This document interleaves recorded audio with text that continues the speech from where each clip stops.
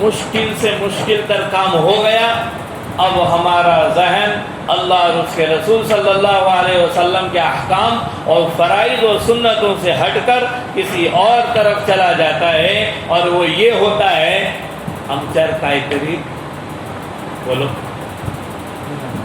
کیلے اور تمہیں پر کائتری کنچر کرا ہو گیا پھٹوس۔ یہ ذہنیت ہماری بن جاتی ہے ہر چیز کے کرنے والے جب اللہ سبحانہ و تعالیٰ ہے، نبی کریم صلی اللہ علیہ وسلم اس کو فرما گئے ہیں اور حضور نے اس کا ورد بتلایا ہے، اگر کسی پر کوئی کرنی ہو تو اس کو ہم لازم پکڑے۔ جناب نبی کریم صلی اللہ علیہ وسلم پر بھی جادو ہوا، حضور پر بھی جادو کیا گیا، کوئی اثر نہیں کرے، ہم راستہ بھٹک جاتے ہیں، پھر پتہ نہیں کئی ہزاروں روپیہ اس کے پیچھے خرچ ہو جاتے ہیں، ہوتے کہ نہیں ہوتے؟ اب قصور بابا کا، اب قصور ہمارے بابا کا، پیر صاحب کا، کام ہو گیا تو اچھی بات، نہیں ہوا تو شفا دینے والے اللہ، حفاظت کرنے والے اللہ۔ یقین بنانے کی ضرورت ہے نبی کریم صلی اللہ علیہ وسلم پر جو جادو ہوا تھا، ذرا غور سے سنیے۔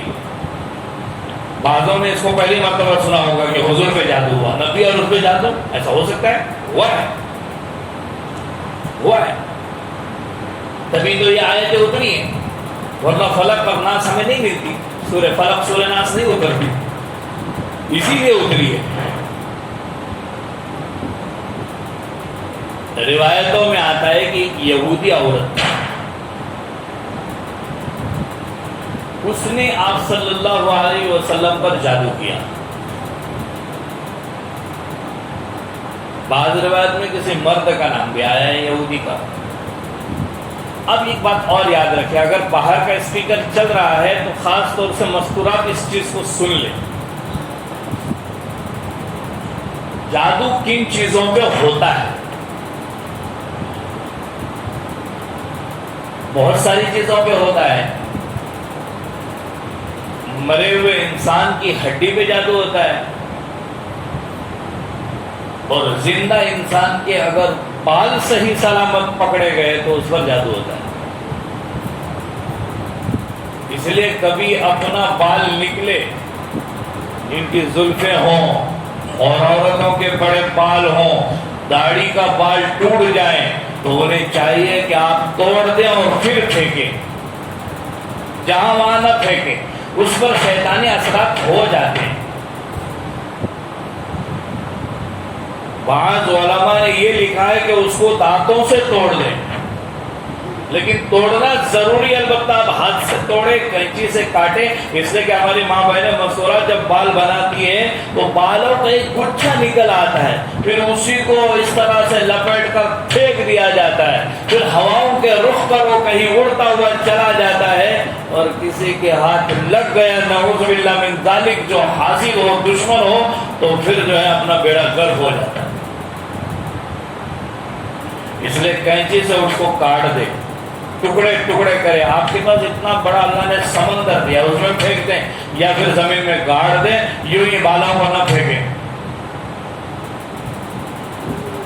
حضور اکرم صلی اللہ علیہ وسلم پر جو جادو ہوا تھا نا عزیزو، وہ بال پہ ہوا تھا، حضور کی زلفیں تھیں، زلفیں۔ آج کل ہمارے نوجوان بھی زلفیں بڑھاتے ہیں، رتنا گیری میں ہمارے ساتھ بہت سارے ملنے جلنے لگے تھے، ارے صاحب وہ زلفیں بڑھانا سنت ہے، میں بولا داڑھی بھی تو سنت ہے۔ جب ہمارے کوئی مزاج کا فیشن کی بات آتی ہے تو وہ سنت، وہ شریعت، اور پھر جب کوئی جو ہے شریعت کے خلاف ہم دوسرا کام کر جاتے ہیں، وہ سنت کے خلاف نہیں ہوتا۔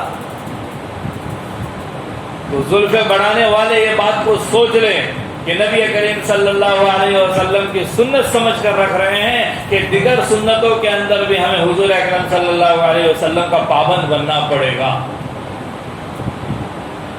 اب جادو ہوا نبی کریم صلی اللہ علیہ وسلم پہ، پتہ نہیں چلتا، اثر جب ہوتا ہے نا تو معلوم نہیں ہوتا کیا ہو رہا ہے، کیسی تکلیف آ رہی ہے۔ جسمانی تکلیف بھی جادو سے ہو جاتی ہے۔ حضور کو جسمانی تکلیف ہونے لگی اور سرکار دو عالم صلی اللہ علیہ وسلم ہمیشہ غمگین اور پریشان رہتے، پریشان، کسی سے کوئی بات بھی نہیں کرتے، یہاں تک کہ سیدنا ابو بکر صدیق رضی اللہ تعالیٰ عنہ جو صحابہ اکرام میں سب سے چہیتے صحابی تھے،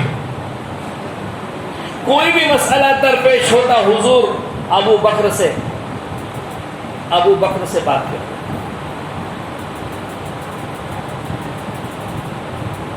ہجرت کا جب موقع آیا ہے، چند لوگوں کو رکا کر باقی سب کو روانہ کر دیا، لیکن روک دیا تھا سیدنا ابو بکر صدیق کو، تم ٹھہر جاؤ، تم میرے ساتھ چلو گے، تم میرے ساتھ چلو گے۔ حضرت علی رضی اللہ تعالیٰ عنہ کو بھی ساتھ میں نہیں دیا، کہا میرے بستر پہ آرام کرو، کوئی پرابلم ہو تو مقابلہ کرو، یہ نہیں کہا مجھے کانٹیکٹ کرو۔ کیسے کریں گے؟ موبائل تو تھا نہیں اس زمانے میں، کانٹیکٹ تو حضور کو اوپر سے آتا تھا، سیدھا وہاں سے نیٹ ورک لگتا تھا، کچھ ہو جاتا یا ہونے والا تھا جبرائیل امین آ جاتے، یہ ہونے والا ہے۔ جب سرکار لوٹے ہیں مسجد اقصیٰ سے، کتنی کھڑکیاں، سوال، اب پریشانی، اب جبرائیل حاضر اور مسجد اقصیٰ کا نقشہ حاضر، پھر بتایا گیا دیکھو یہ کھڑکیاں، اتنی کھڑکیاں، اتنی انچ کی ہے، یہ ہے، یہ ہے، یہ ہے۔ موقع آیا، حضرت علی کو بھی ساتھ میں نہیں لیا ہجرت میں، کہا پیچھے رہو اور ساری امانتیں دی، میرے بعد یہ امانتیں دوسروں کی پہنچاؤ اور چلے آؤ۔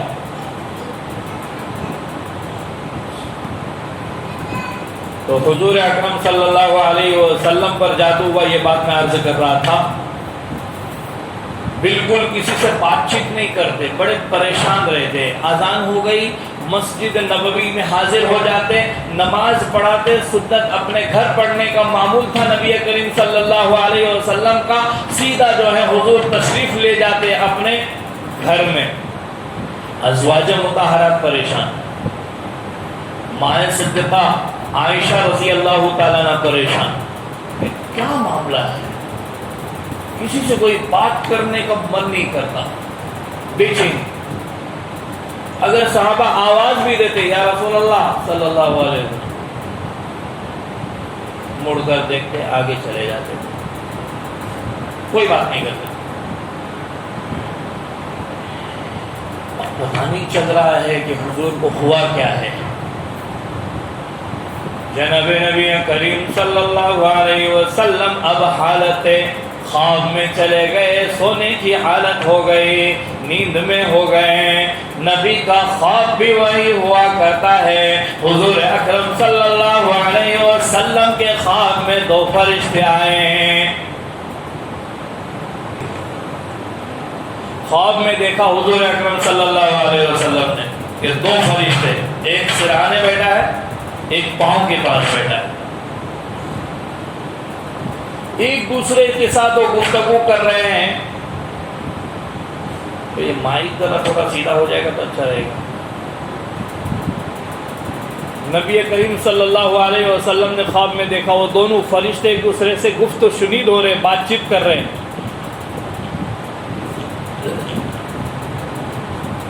اور دونوں کہہ رہے ہیں، ایک نے پوچھا ان کو کیا ہوا ہے، دوسرے نے کہا ان پر جادو کا اثر ہے، چھوڑ دو ان پر جادو کا اثر ہے۔ تو دوسرے نے کہا اس کا علاج کیا ہے؟ تو پھر یہ آیتیں اتری ہیں، سرکار کو حکم دیا گیا کہ آپ اس کو پڑھتے جائیے، اور پھر وہ بتلا دیا گیا کہ کس نے جو ہے وہ آپ پر جادو کیا ہے، اور کون سا وہ کنواں ہے جس کے نیچے پتھر کے نیچے، اس کنویں میں پتھر کے نیچے آپ کے بالوں پر جادو کیا گیا ہے، اور 11 گرہ تھی، گانٹ بولتے ہیں نا اپنے کوکھلی میں، اپنی بھاشا میں گانٹ، اس بالوں میں 11 جو ہے وہ گانٹھ باندھی ہوئی تھی. حضور اکرم صلی اللہ علیہ وسلم سے کہا گیا کہ آپ ان 11 آیتوں کو پڑھتے جائیے. ایک آیت پر ایک گانٹھ کھلتی تھی اور جیسے ہی یہ 11 آیتیں پوری ہو گئی حضور اکرم صلی اللہ علیہ وسلم پھر ہوش میں آ گئے اور حشاش بشاش نظر. آخری آیتیں 11 آیتیں سورہ فلق اور سورہ ناس. قل اعوذ برب الفلق اور من الجنۃ والناس تک پورے مکمل 11 آیتیں.